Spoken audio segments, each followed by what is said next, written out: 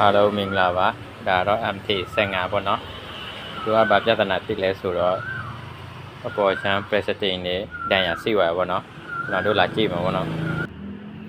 Okay ဒါတော့ကျွန်တော်တို့ကြည့်မယ်နော်သူရဲ့14တုံးနော်တန်ရတဘောကြီးနော်အပေါ်အော်တန်ရစိတ်ရနော်တန်ရအကြီးပဲနော်ဒါတော့သူရဲ့ president နော်အပေါ်အော်တန်ရစိတ်တယ်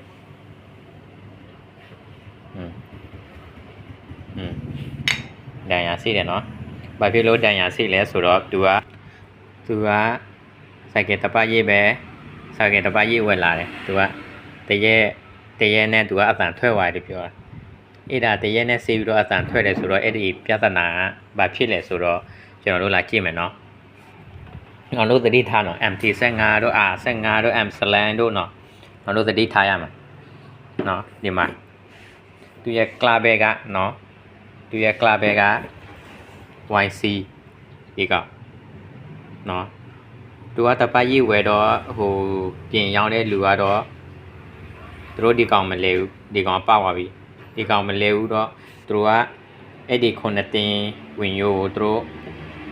ဒီ YC 3ခုခံထားပြီးတော့ AGY အပေါ်နည်းနည်းတဲရအောင်ပေါ့နော်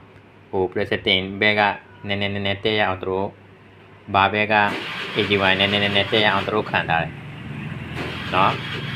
အဲ့ဒါဒီကကြာစီမောင်းရင်မရဘူးနော်အဲ့လိုမျိုးလုပ်ရင်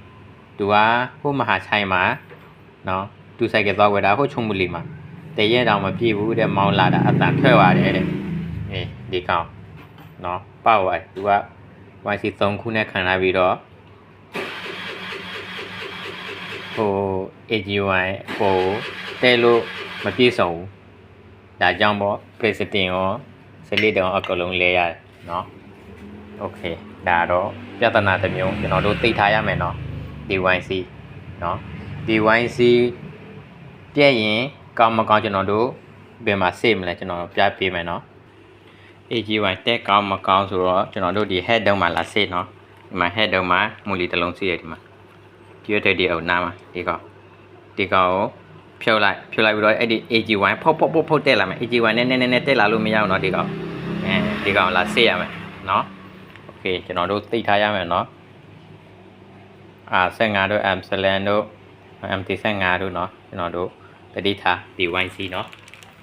DYC တခုနော်အဲ့ဒါပြည့်သွားရင်တစ်စီးလုံးပြည့်တယ်နော်โอเคအားလုံးပဲမင်္ဂလာပါ